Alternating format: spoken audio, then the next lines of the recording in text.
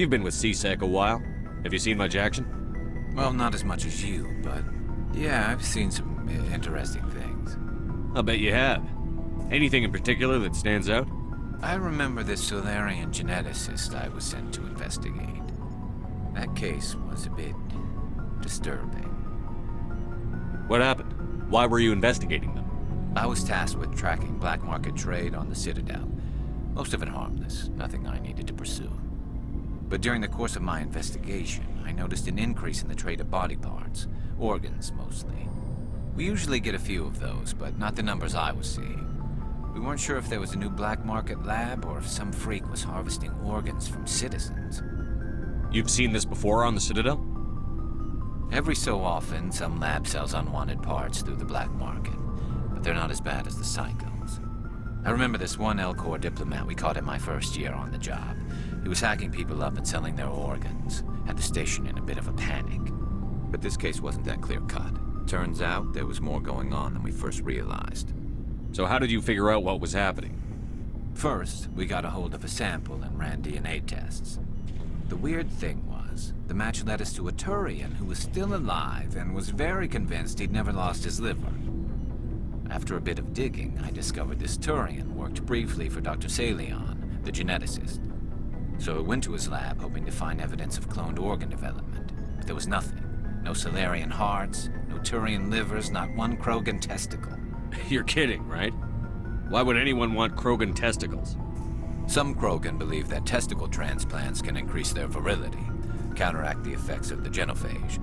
It doesn't work, but that doesn't stop them from buying. They'll pay up to 10,000 credits each. That's 40,000 for a full set. Somebody's making a killing out there. What did you do about the geneticist? I brought in some of his employees for interrogation, to see if I could get them to talk. While I was interviewing one of them, I came across something suspicious. You mean threaten? Was that really necessary? Maybe, maybe not. Either way, it paid off. One of my detainees started bleeding profusely during the interview. We offered to patch him up, and he got frantic, freaked out. I ordered a full exam to find out what was going on. Our medics found incisions all over his body, some of them fresh. That was our big break. These people weren't just Dr. Salion's employees. They were test tubes. Walking, living test tubes. He was growing parts inside these people? Exactly. He cloned their organs right inside their own bodies. Then he harvested them and sold them off. Most of the victims were poor. He'd pay them each a small percentage of the sales, but only if the organs were good. Sometimes an organ wouldn't grow properly, so he'd just leave it in them. Most of them were a mess, but only on the inside, hidden so nobody could see it. I hope he got what he deserved. That's the worst part. We never caught him. Why not? What the hell happened? He ran, blew his lab, grabbed some of his employees, and headed for the nearest space dock. By the time I found out, his ship was already leaving. He threatened to kill his hostages if we tried to stop him. But you went after him anyway, right? I ordered Citadel Defense to shoot him down, but C-Sec headquarters countermanded my order. They were worried about the hostages, worried about civilian casualties if the ship was destroyed so close to the Citadel. I told them those hostages were dead anyway. He just used them to make more organs. But they wouldn't listen. Well, it's not worth the risk. You pursue the vessel and disable it. That's the best choice. They sent the military after him, but he got away just the same. Yes, they did. I went to Palin and told him what I thought of him and his policies. He said if I didn't like it, I could quit. Well, I almost did. All they had to do was disable that ship, stop him from running. Maybe the hostages die, maybe they don't, but at least we stopped the bastard responsible for it all. If you don't care about the fate of those hostages, then you're no better than he is. You're just a terrorist with a badge. Yeah, maybe you're right. It doesn't make it any easier, but I see your point. Just wish I could have stopped him. That's all. Do you have any idea what happened to Dr. Salion?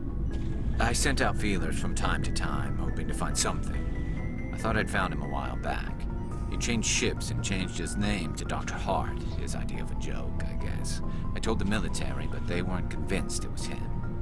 I got the transponder frequency for his new ship, but I just can't get anyone to check it out. I'll check out the coordinates when I get a chance. I was hoping you'd say that. But Commander, take me with you when you go. If it's Alien, I want to be there when you find him. What do you want, Shepard? Why did you become a mercenary? Lots of reasons. Such as? Such as, I needed to get out of our system. I needed to eat. I needed to survive. Why not stay and help your people? I tried to help. That's why I had to leave. What happened? I was betrayed. I was head of a small tribe. We were trying to restore order after the war, but the other tribes were against us. They followed Jared, one of the few warlords who survived the war with the Turians. But he was old, and so were his ideas. He wanted to continue the war. He wanted us to fight. Turians, Solarians, each other. It didn't matter who, as long as we were fighting. What did you want? I just wanted Jared to shut up, to stop his ranting. I wanted him to stop leading the tribes astray. But he couldn't understand how much things had changed. We didn't have the numbers to go to war. Even if we did, the genophage made sure we couldn't replenish our numbers fast enough. I told them all to forget about war. We needed to focus on breeding, at least for one generation. And for a while, we were getting through. Some of the tribes started coming around. I take it the warlord didn't appreciate that. No, he didn't. He arranged a crush with the tribes, a meeting on neutral ground. He wanted to talk. We met at the Hollows, near the graves of our ancestors. The skulls of our dead laid bare to remind us where we come from and where we all go. It's as sacred as any Krogan place can be. Violence is forbidden. It sounds like a trap to me. You must have suspected as much. I did. But when your father invites you to a crush, well, there are some laws that even we hold sacred. Jared was your father? He was. Until that day. We talked, but we didn't get anywhere.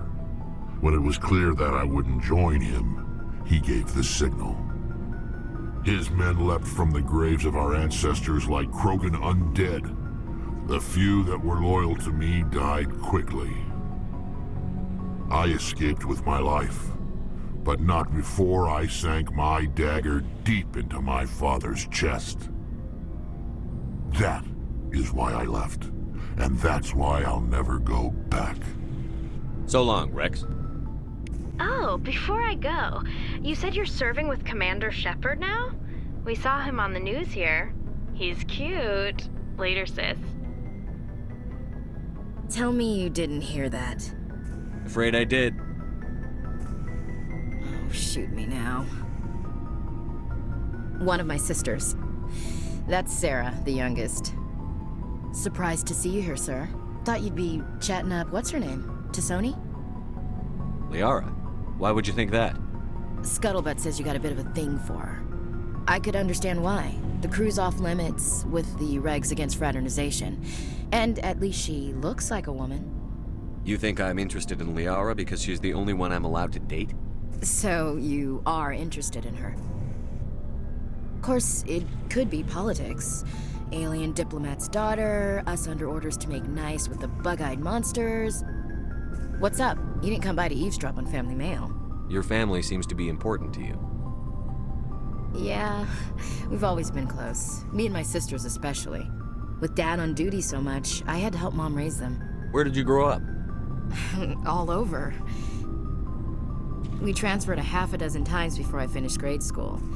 You go where personnel command sends you, right? I guess that's why I'm so tight with my sisters. We'd have to leave all our friends every 2 or 3 years. You have more than one sister? Sounds like a big family. Yeah, I'm the oldest, then Abby, then Lynn. Sarah's the youngest. She's still in high school.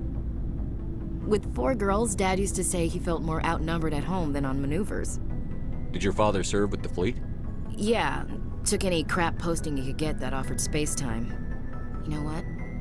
He worked his ass off trying to get recognized, but he never made it above serviceman 3rd class.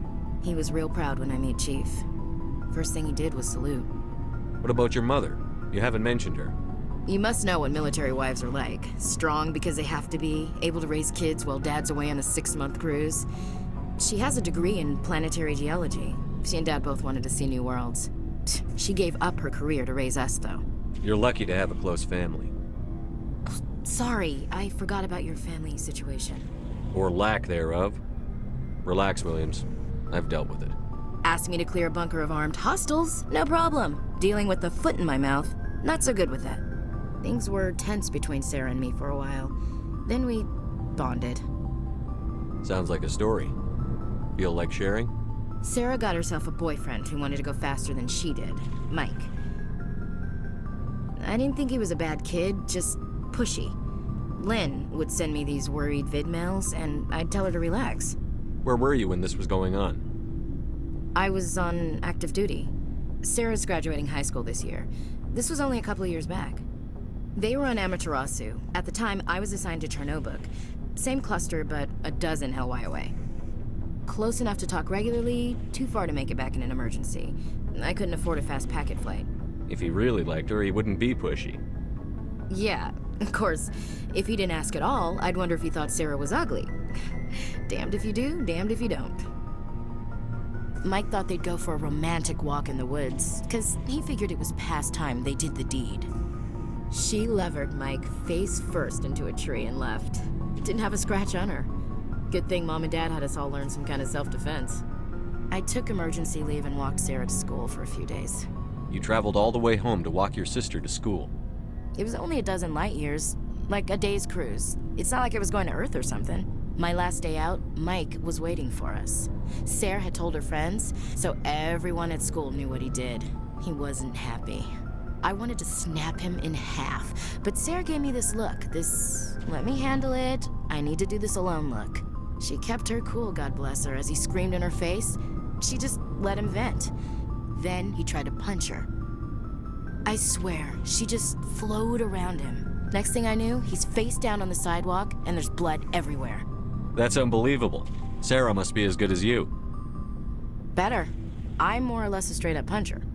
When he swung, she wasn't there anymore, and he fell. She helped him stop the bleeding and had me call an ambulance. She told the paramedics he fell. Before they took him to the hospital, Mike touched Sarah's arm. I thought he was gonna end up on the ground again. But he hung his head, whispered, "I'm sorry," and started crying. And she hugged him. The Williams women are a decisive bunch, Commander. We do things when we're ready. Not before, not after. Your sister's something else. But you didn't mention your father at all. Was he on deployment? Dad always wanted to serve in space, but he wanted us to have real ground under our feet. He'd say, space is beautiful, but you can't raise a family there. I cannot rest from travel. I will drink life to the lees. All times I've enjoyed greatly, have suffered greatly, both with those that love me and alone. For always roaming with a hungry heart, much have I seen and known, cities of men and manners, climates, councils, governments. I never thought I'd hear you reciting poetry. Just because I can drill you between the eyes at 100 meters doesn't mean I can't like sensitive stuff. Just don't spread it around.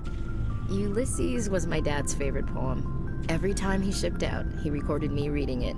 He had a dozen versions when he retired. Does he still like it? I sure hope so. I read it to his grave every time I go home. Dad passed on a few years back. He's probably still watching, though. So behave. You mean from wherever we go after death? Dead on, Skipper. He's with God now. That's not a problem with you, is it? That I believe in God? Everyone has the right to believe what they want. Says so in the Alliance Charter. Only with fancier words. I'm glad you're open-minded about it. I've met a few people who are really weirded out by my faith. Because I work in space, I can't believe in a higher power? Jeez. Hello, have you people looked out the window? How can you look at this galaxy and not believe in something? I should get back to my duties. Didn't mean to take up so much of your time. We'll talk later, Williams. Shepard, I'm glad you're here. Good to see you smiling again. so to speak. I'm sleeping much better now. I guess I'm getting used to how quiet your ship is. I still think a lot about my pilgrimage, though. I know Theron's our top priority, but with all the worlds we go to, I was hoping to find something to bring back to the flotilla. We've still got a long way to go. You'll find something to take back.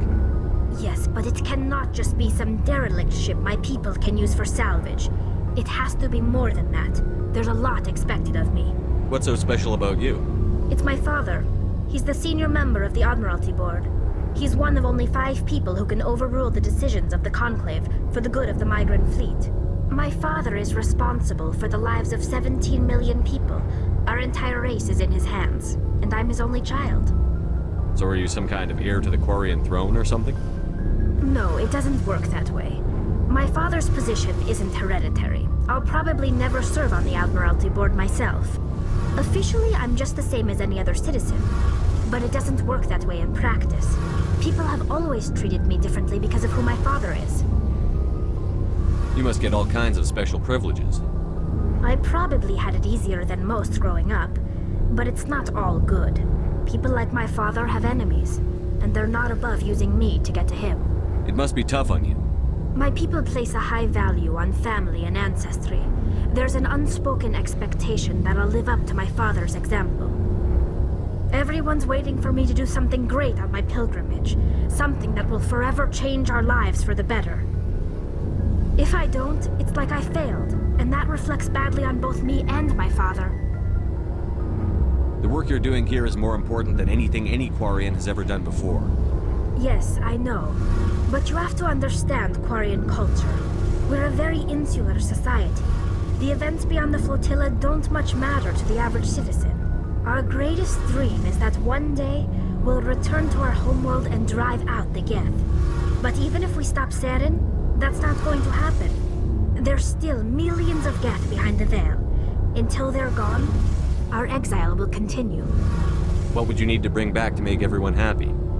Something that would help us better understand the Geth.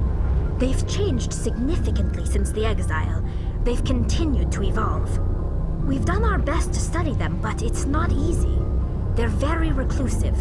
Until recently, they never went beyond the borders of the Veil. And all the Geth we run into now are under Saren's control. We'd need to find Geth operating on their own, independently. But I don't want this to get in the way of our mission, Shepard. First, we stop Saren. Then I'll worry about my own problems. I should go.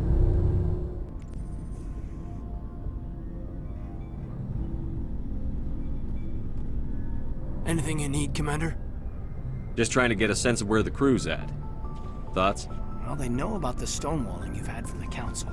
They deserve to know what we're up against. They're on your side. They're pissed about the resistance we're getting, especially from our side. I'll have a better handle on all of it when my head stops hurting. Another L2 flare-up. Anything I can do? No, Commander, it'll settle down. It's rough sometimes, but they spike higher than a lot of L3s. Except for you, of course. Besides, I fared a lot better than some after Kinetics was through. I haven't heard anything about Kinetics in a while. Yeah, they quietly disappeared. Broke up into a bunch of little corps after they botched the training on Jump Zero. After first contact, Kinetics was set up to track Element Zero exposures and develop implants for humans. Once we had an embassy on the Citadel, Kinetics could bring in experts instead of taking it slow. Is there some reason we couldn't learn it on our own? They didn't know where to start. Hell, it took a couple of years to even link biotics and Ezo. Forget trying to get the kids to move stuff. They had trouble just helping them not break their own limbs. And their choice of teachers didn't help much. The only experts would have to be aliens. Dead on. Turians, actually. That's why Kinetics kept it a secret. They were afraid of what people back home would think, asking the Turians for help when we just fought a war with them. The Asari would have been more acceptable than the Turians. Yes, but the company didn't go through the Citadel. It would have made Earth look weak, so they discreetly hired some Turian mercenaries. I'm sure Kinetics did what they thought was best. It wasn't best for us. They brought in an ex-military Turian named Commander Vernus. A real hard-ass. He basically had a free pass to break us if it would turn out a decent biotic. Kind of spiraled from there, Commander. Did he ever face charges for that? He got his, yeah. But like everything else at Jump Zero, it was under the table. The less said, the better. Anyway, this is ancient stuff. I walked it off a long time ago. I should get back to my duties, Commander. We're here to make history, not rehash it. We'll talk another time, Lieutenant.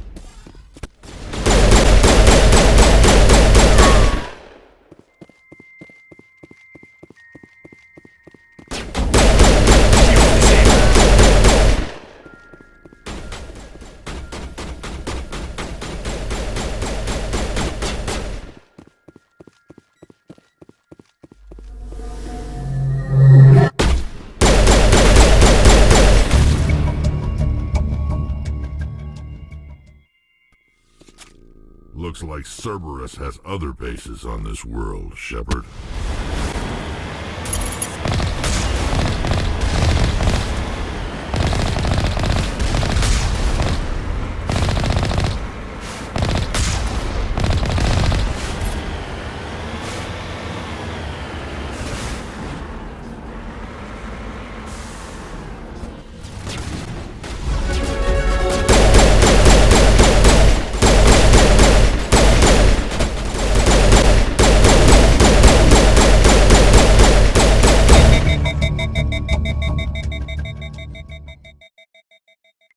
Let's head to that next base, Shepard. This is my kind of mission.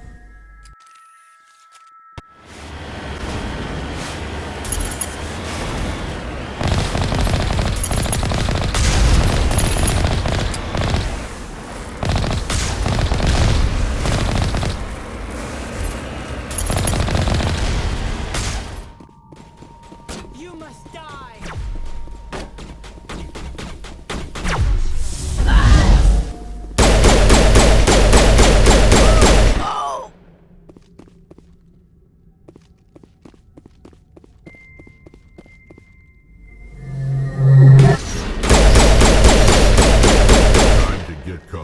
Some payback. All clear.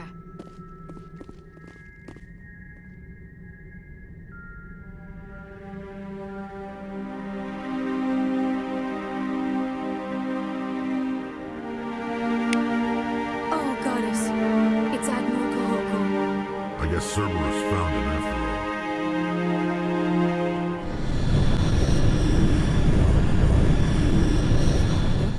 Maybe we could pick up where we left off. You were telling me about your interest in the Protheans. Actually, I think I was talking about my interest in you, and making a fool of myself in the process. As I said, I am not used to dealing with people, especially humans. I did not really know much about your species when we first met, Shepard. I found it hard to take humanity seriously. Your kind always seemed so rushed and high-strung. We don't have the luxury of time. An Asari can live for 1,000 years. We're lucky if we hit 150. That is true. At first I thought that was a weakness of your species. After spending time with you and your crew, however, I think it may actually be an advantage. You humans are creatures of action. You pursue your goals with an almost indomitable determination. It is an admirable trait, but also an intimidating one. You're scared of us? Unfortunately, the rest of the galaxy sees humanity as something of a bully. You run over anyone in your path to get what you want. It is up to people like you to change their minds, Shepard. I'm doing the best I can, Liara. There is a reason the Council chose you to become a Spectre. They saw something special in you. The best of what humanity has to offer. I looked into your history. I know what happened on Akuz. The fact that you survived shows a remarkable strength. You didn't need to go behind my back. I would have told you whatever you wanted to know. I apologize, Commander. After our last conversation, I was afraid I would say something stupid again. I wanted to know more about you, to understand what made you into the man you are. There is something compelling about you, Shepard. Are you sure you're interested in me? Or is it my visions of the Protheans? I admit, your connection to the Protheans had something to do with my initial interest, but it has grown beyond that. You intrigue me, Shepard, but I was not sure if it was appropriate to act on my feelings. I thought there might already be a relationship between you and Chief Williams. I care about Ash. A lot. I thought so. Still, I feel as if there is also some attraction between us, Shepard. You're right. There is something between us. I knew it, and I knew you felt it too. But does this not seem rather strange? Why do I feel so close to you? We have only known each other a short time. We are from two different species. We have almost nothing in common. This makes no sense. These things never make sense. They just happen, and we get swept up in the storm. You make it sound so chaotic, so dangerous. I'll keep you safe. I am not looking for a protector. This is all a bit overwhelming. I am not used to this. You. I need some time. Take all the time you need, Liara. I'll be here. Thank you, Shepard. Let's just talk about something else for now. I should go.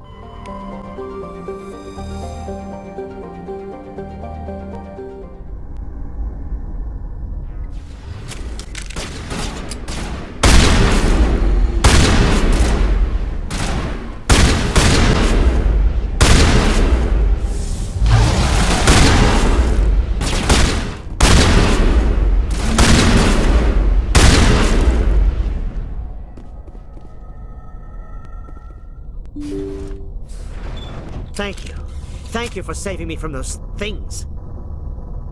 Commander, that's him. That's Dr. Saleon. What? My name is Hart. Dr. Hart. Please, get me out of here. Are you sure it's him? Positive. There's no escape this time, Doctor. I'd harvest your organs first, but we don't have the time. You're crazy. He's crazy! Please, don't let him do this to me. We'll take him in. Drop him off with the military. But we have him.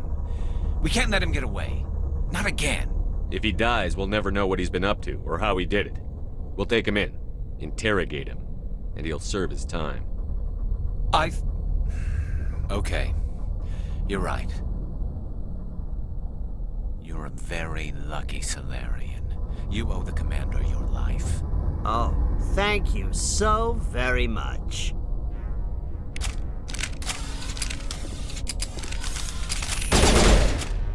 And so he dies anyway. What was the point of that? You can't predict how people will act, Garrus. But you can control how you'll respond. In the end, that's what really matters. Yeah. I don't think I ever met anyone like you, Commander. Well, I guess we're done here.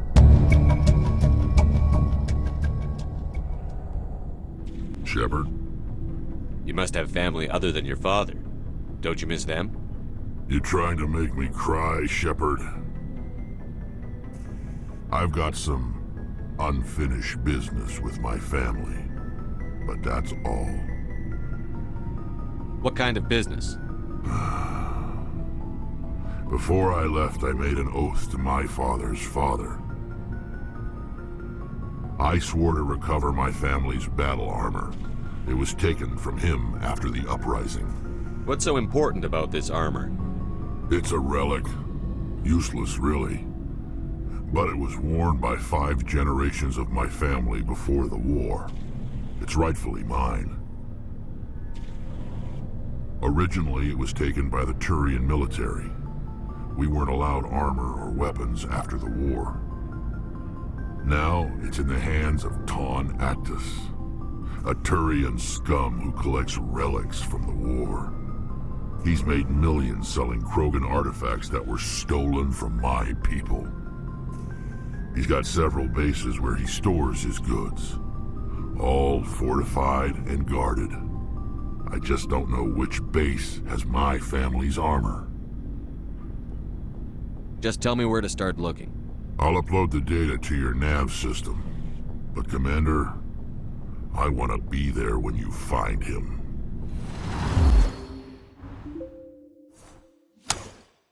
PlayStation